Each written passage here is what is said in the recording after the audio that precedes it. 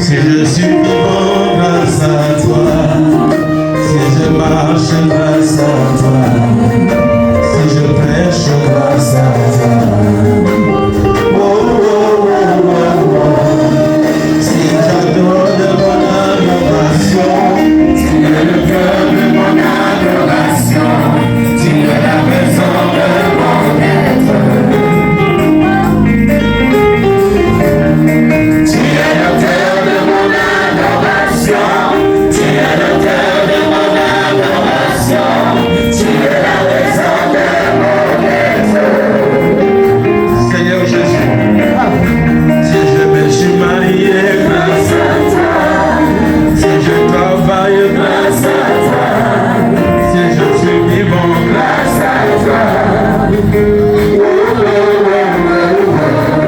si j'adore grâce à toi, si je célèbre grâce à toi, si je suis présent grâce à toi, tu es le cœur de mon adoration, de mon adoration, tu es la raison de mon être, tu es le cœur de mon adoration.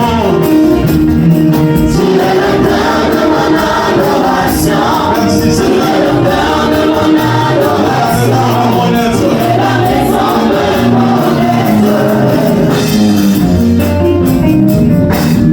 Dans mes combats, tu m'as secouru. Les nuits, les jours, tu es présent. Dans la maladie, tu m'as sauvé. Oh, oh, oh, oh. Dans les difficultés, tu m'as secouru.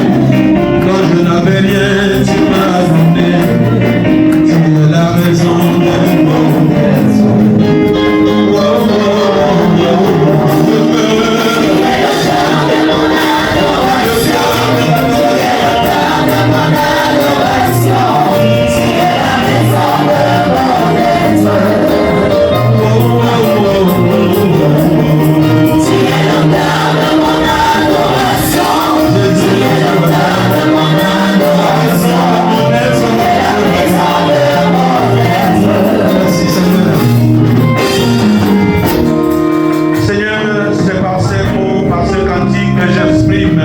Ma reconnaissance. Tes bienfaits sont tellement grands. Je ne sais, Père, comment exprimer. Ma bouche devient lourde parce que c'est tellement, tellement immense. C'est tellement lourd que je ne suis pas prêt à exprimer. Sinon, j'aurais associé toute l'église ensemble avec moi. De donner un cri auquel c'est Dieu qui nous fait vivre, qui est la raison de notre être, mérite dans notre vie. Crie de joie avec des acclamations.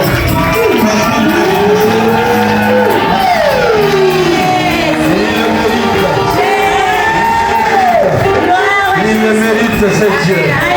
Il le mérite, bien-aimé. Il le mérite. Bien-aimé, ces acclamations, je sens que vous les avez données à moi, mais par ce Dieu merveilleux.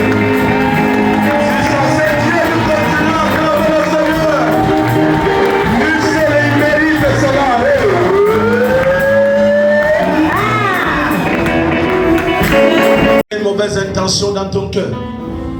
La lumière est venue dans ton cœur maintenant.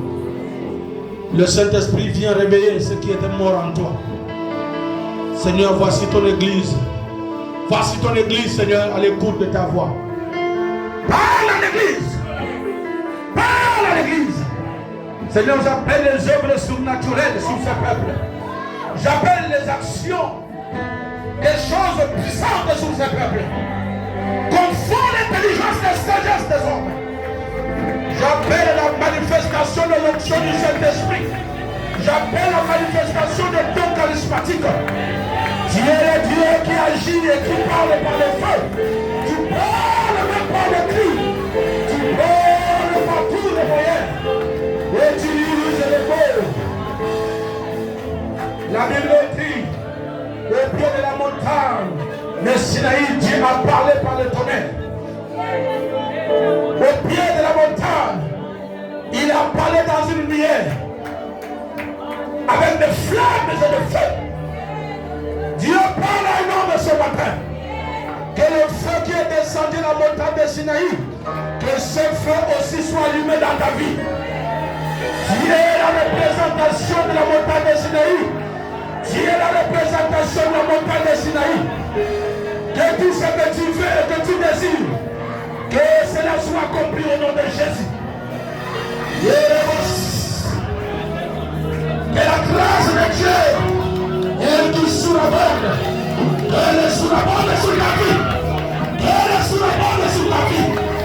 Et ce matin, ce que tu ne voyais plus, que tu le vois maintenant. Je proclame l'accomplissement de la volonté du Seigneur dans ta vie ce matin. Reçois le nom de Jésus. Merci Seigneur pour ta présence. Lèvons nos mains vers le ciel, s'il vous plaît. Nous sommes à l'attente. Nous sommes au pied de la montagne de Sinaï. Nous sommes à l'attente de la voix de Dieu. La loi est en train d'être écrite dans le ciel à notre faveur.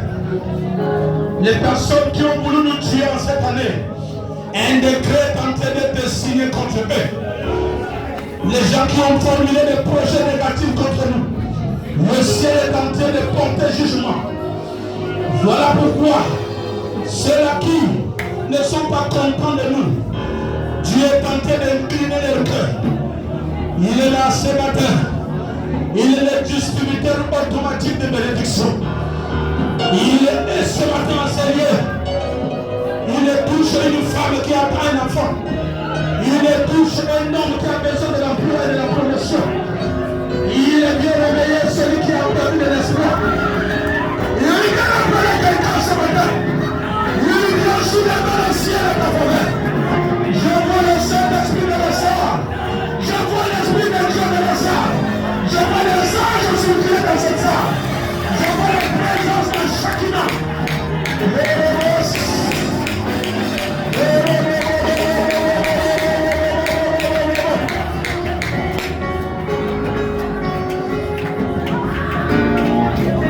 Les poisons qui ont été préparés contre toi est en train d'être renversé au nom de Jésus. Les ennemis de ta vie et de ta famille sont en train de se repentir au nom de Jésus. Merci Seigneur. Les collines sont en train de s'abaisser. Tu sens des choses qui picotent sous ton corps. C'est le toucher céleste. Les picotements que tu sens, c'est le toucher céleste. C'est les doigts de Dieu qui sont posés sur toi pour désormais faire de toi un vase rempli. Au nom de Jésus. Père, merci pour ta présence. Ainsi, je voulais te faire la place.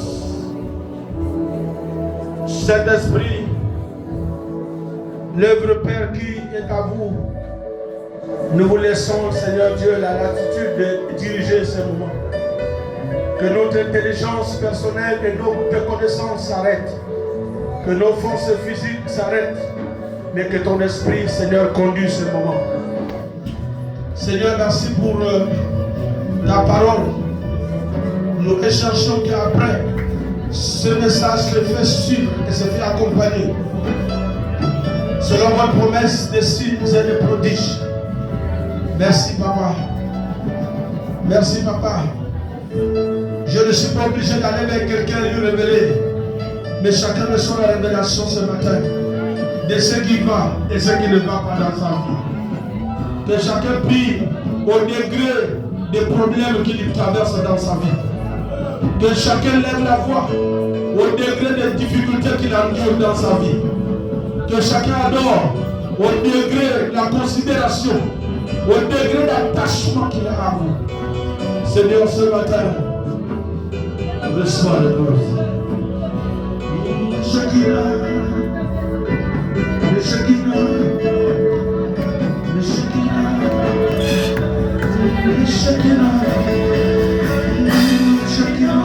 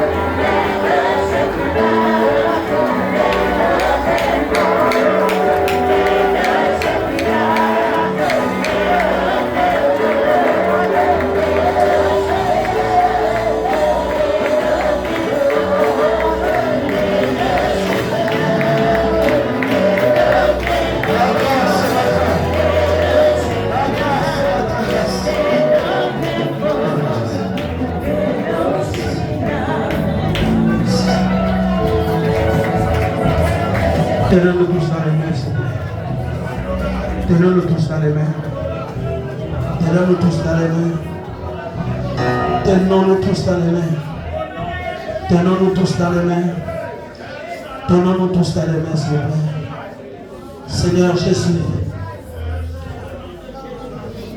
dans ta présence, rien de maléfique ne peut vivre. Dans ta présence, rien de satanique ne peut émerger. Dans ta présence, rien ne peut, Seigneur, avoir la côte. Merci, Seigneur, que les esprits de mort sortent de ces lieux. Au nom de Jésus de Nazareth, que les esprits de souffrance sortent de ces lieux.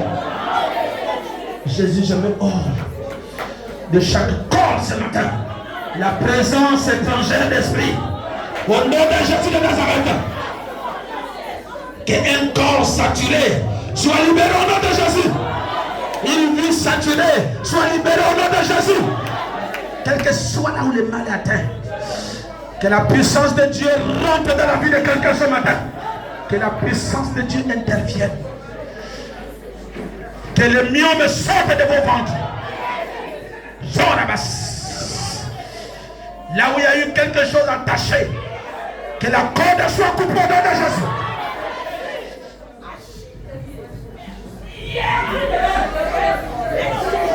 Je descends. Je libère dans cette salle une onction de délivrance, une onction de guérison, une enfant. Je lève sur toi. Si tu as mangé, que tu as avalé, que ça sort par vomissement. Au nom de Jésus de Nazareth. Merci Seigneur. Que ta grâce soit le partage de ton Père. Au nom de Jésus. Amen. C'est Acclamons son excellence le Saint-Esprit et nous nous asseyons. Prenons place. Prenons place. Ce qui était derrière le frère Alphonse. Il y avait une présence humaine derrière lui. Il y avait une personne derrière lui. Cet esprit était vêtu de noir et cet esprit a l'habitude de lui poursuivre partout où il passe. C'est cet esprit qui lui amène dans le profond sommeil.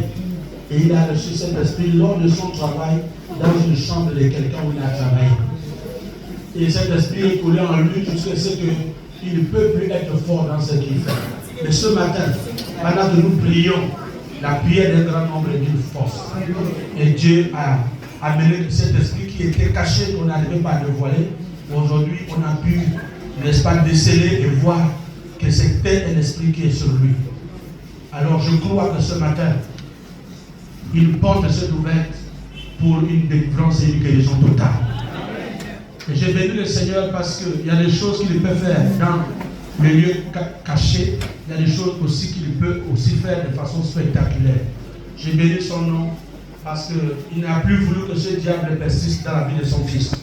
Et il a réservé un jour, c'était ce matin, que l'on sache désormais comment prier pour lui, comment lui soutenir, comment lui orienter. Alléluia. Ce matin, nous parlions d'un point. Dimanche passé, nous avons abordé le point sur les attitudes des apôtres avant la Pentecôte. Évidemment, nous sommes à la période qui sépare la Pâque à la Pentecôte. Et la grâce de Dieu, c'est que nous sommes en période de rallye spirituel. Le rallye spirituel a un thème. Le thème, c'est le sommet de la montagne de Mont Sinaï. Hier, nous avons planté le décor. Mais aujourd'hui, nous revenons au message qui sépare le temps de la Pâque et la Pentecôte. Chaque fois que nous sommes un dimanche, ça n'a rien à y voir avec le rallye. Le rallye est un problème de tous ceux qui sont locaux et qui savent que ce temps est important pour eux. Voilà pourquoi le message sur le mont de Sinaï, alors au bénéfice des participants au rallye. Donc demain, nous reviendrons sur la montagne du mont de Sinaï. Et ce matin, nous sommes sous le thème des 40 jours qui séparent la Pâque à la Pentecôte.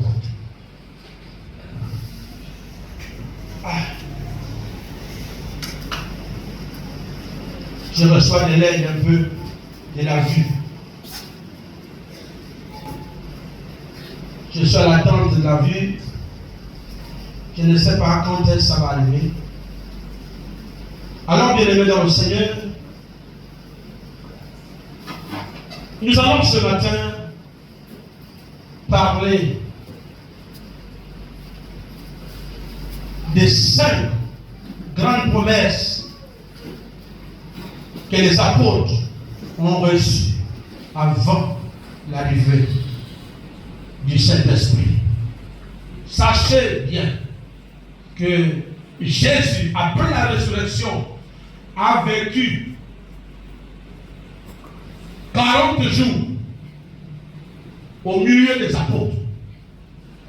Dis à celui qui est à tes côtés que Jésus-Christ, après la résurrection, a vécu 40 jours au milieu des apôtres. Dis-le. Amis, sont bien-aimés. Jésus-Christ, après la résurrection, a vécu 40 jours au milieu des apôtres. Alléluia.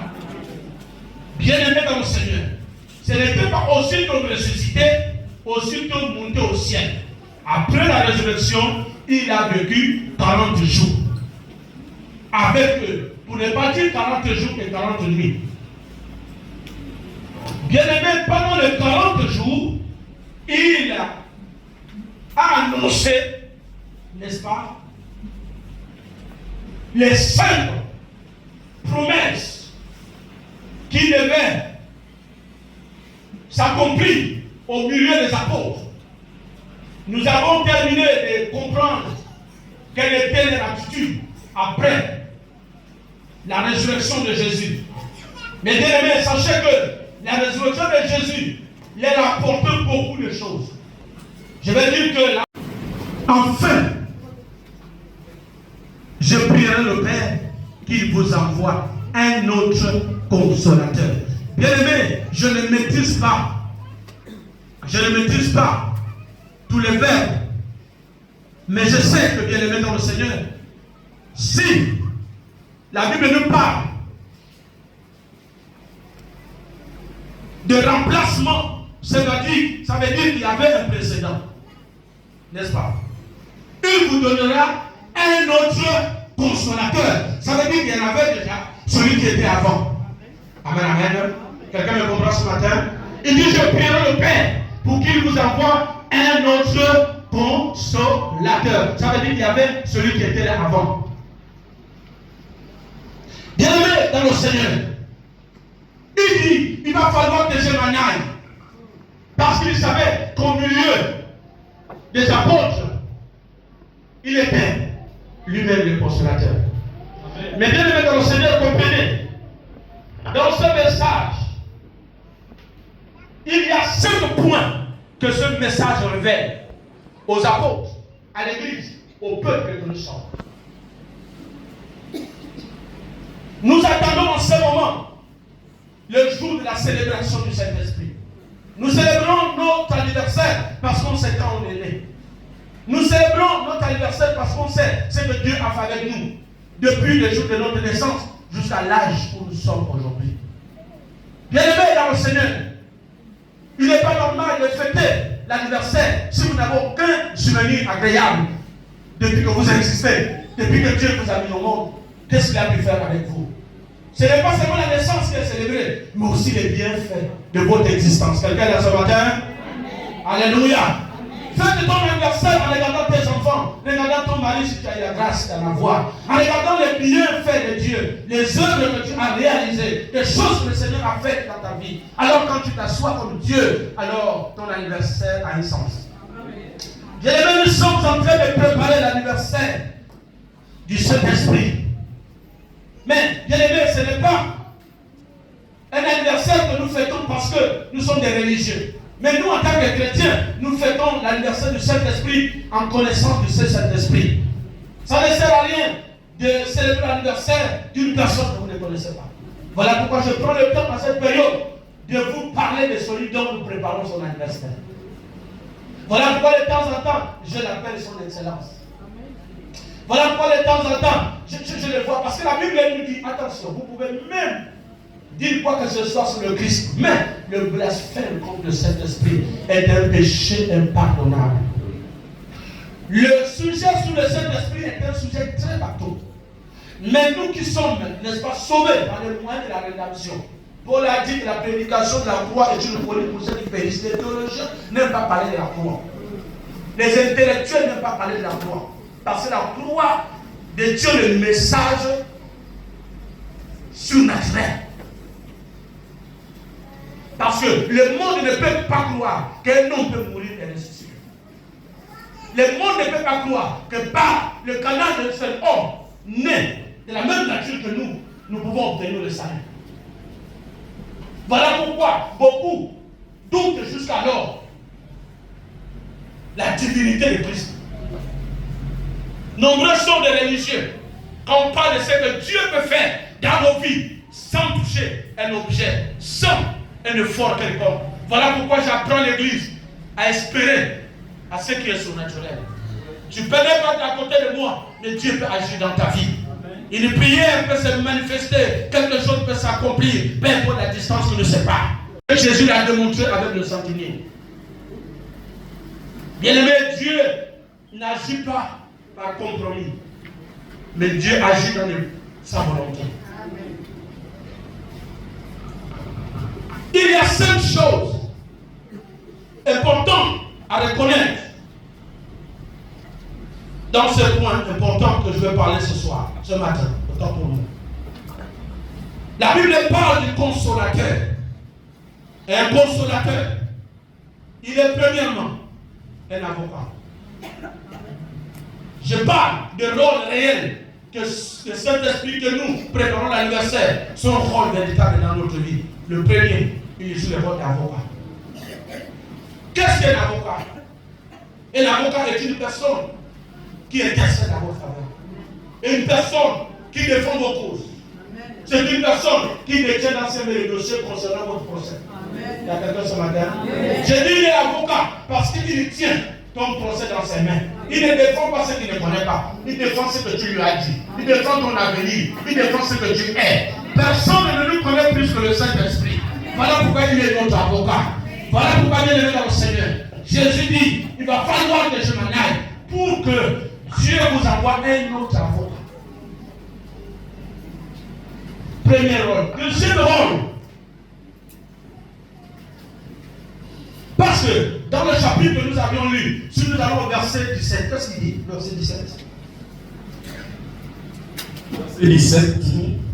L'esprit de vérité que le monde ne peut recevoir parce qu'il ne le voit point et ne le connaît point. Mais vous le connaissez, car il demeure avec vous et il sera en vous. Il sera en vous. Quelqu'un là ce matin? Il demeure avec vous et il sera en vous. Écoutez bien, le Saint-Esprit en nous, je vais aller plus vite. J'ai failli garder ce mystère, mais le Saint-Esprit me pousse à le dévoiler à vous qui êtes là ce matin.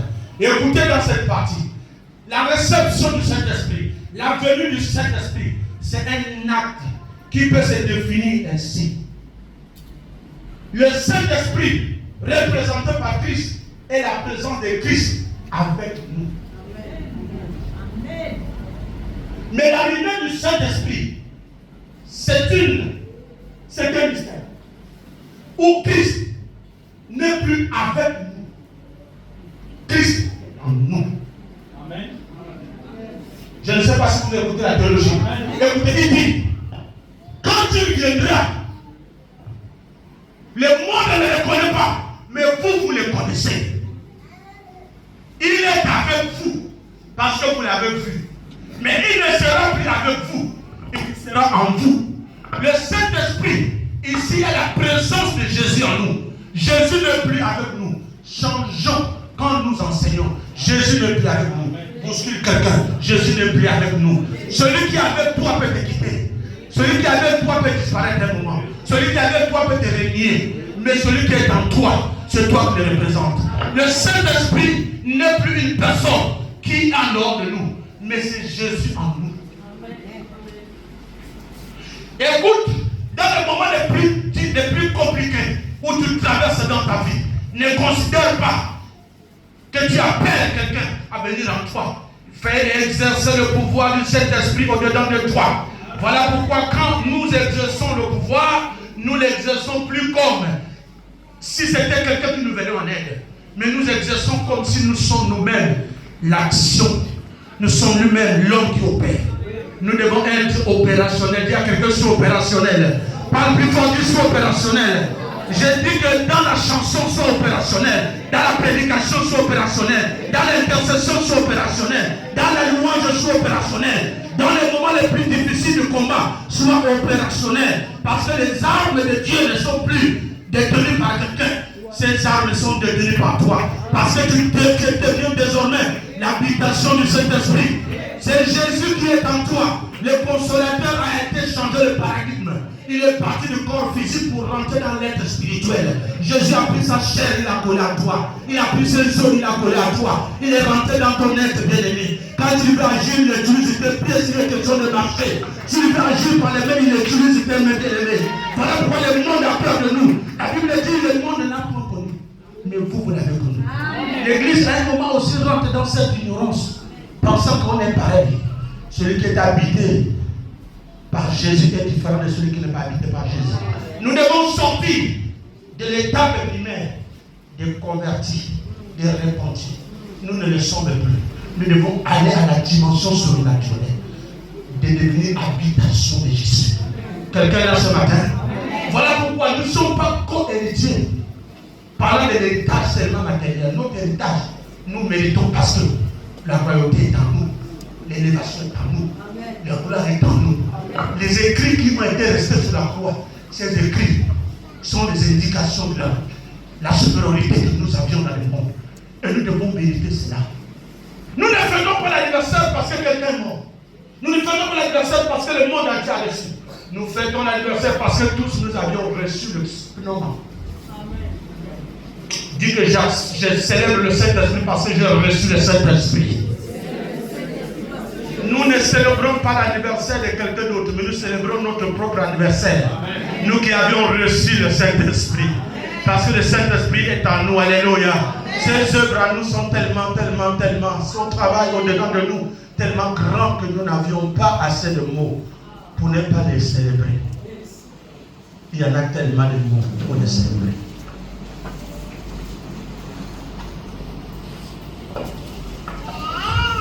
Deuxième rôle important, au-delà qu'il est avocat, et même le Saint-Esprit n'a pas seulement le rôle d'intercéder à ta faveur, mais le Saint-Esprit aussi a le rôle d'enseignant. Il y a des enseignants ici.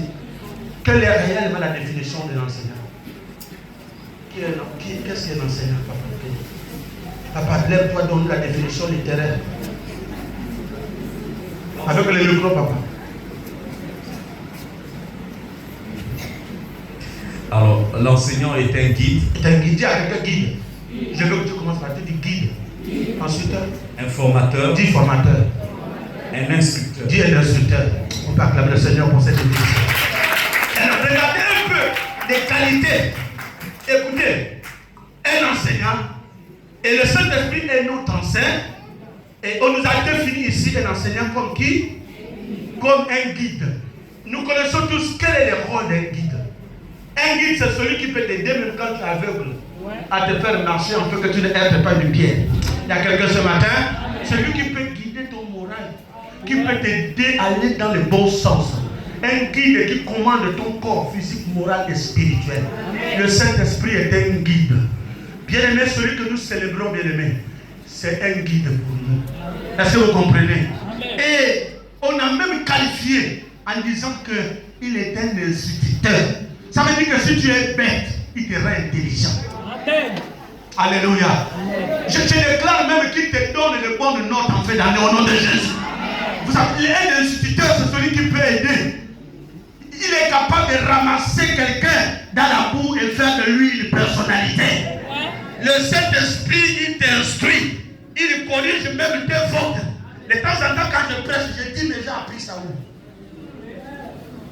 Mais je ne vois pas, je dis le Saint-Esprit, il est le meilleur professeur. C'est lui qui est au-dessus de tous ceux qui sont professeurs. Il peut t'instruire. Bien aimé, devant des situations compliquées, ne regarde pas les dictionnaires. Regarde les livres célestes. Je parle du Saint-Esprit. Quand c'est lui qui t'instruit, lui-même corrige, il gère la ponctuation. Il veille même sur tes méthodes, tout ce que tu peux dire. Face à une circonstance, il t'instruit. Ce qui nous amène souvent des problèmes. Quand nous sommes même dans les problèmes de couple, c'est parce que nous ne regardons pas et nous n'évoquons pas et nous ne considérons pas que le guide est en nous. Saint-Esprit. Quand un choc t'atteint, il te console. Je vois les hommes dire, l'Esprit de Dieu en moi, il a les pensées de se suicider. Le Saint-Esprit ne peut pas inspirer là où il habite un suicide. Le Saint-Esprit, quand tu es en face d'une difficulté, son rôle de te consoler. En disant que, attention, ce que tu vois là, c'est rien de tout devant toi. Ma présence dans ta vie est plus grande que ce que tu vois. Même si ça cause l'échec dans les vies des autres, mais moi dans ta vie, je te lève et je te donne la victoire devant cette circonstance. Voilà pourquoi quand les problèmes vous dépassent, regardez son excellence le Saint-Esprit. Il rend les hommes forts, faibles, forts. Il rend les hommes faibles, forts. Bien-aimés, ne blaguez pas avec ceux qui sont habités par le Saint-Esprit. Bien-aimés, la connaissance qui vient du ciel, elle élève plus que celle qui vient des hommes. Celle qui vient des hommes, on peut corriger. Mais celle qui vient de Dieu, personne ne peut corriger. Si tu restes connecté au Saint-Esprit, tu seras excellent toute ta vie. Il y a quelqu'un ce matin? Tu peux avoir un foyer, une vie professionnelle, un avenir béni. Parce que le Saint-Esprit est ton guide, il est ton enseignant. Tu ne demandes pas les conseils en désordre. Tu n'as pas 1000 conseillers autour de toi. Mais tu as le Saint-Esprit comme dictionnaire, comme ton instrument, comme là où tu parles, puiser, n'est-ce pas, des réponses à tes demandes, à tes questions. Bien-aimé dans le Seigneur, quand l'Esprit de Dieu est en toi, je ne vois pas ce que tu veux faire échouer. Parce que tu n'as même pas les idées de planifier des choses qui ne sont pas déjà attesté par lui. Le Saint-Esprit, il est un enseignant. Voilà pourquoi quand tu te sens en difficulté, comme un élève en cours d'une année, il doit être serein. Il doit prendre part au cours pour être bien instruit. Le Saint-Esprit, à un moment quand il est en nous, nous passons par des examens parce qu'il était l'instituteur. Et un instituteur doit évaluer son élève. Voilà pourquoi les temps, mais pourquoi tu traverses de tels moments. Tu as une période d'évaluation. Tu peux avoir le Saint-Esprit en toi, mais à un moment tu passes par une difficulté. Le Saint-Esprit va t'évaluer. Parce qu'il y en a d'autres qui sont habités par lui, mais qui ne savent pas qu'en eux, le Saint-Esprit habite.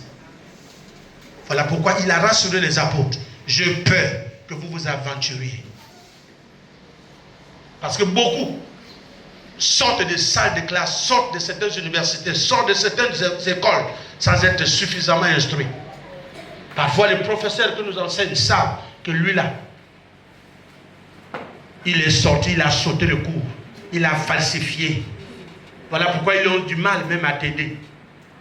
Parce qu'ils savent que tu n'es pas sur la bonne voie. C'est ce que Dieu fait. Voilà pourquoi même ceux-là qui quittent d'église en église pour chercher l'élévation à la torche, auprès de ceux-là qu'ils peuvent les élever facilement.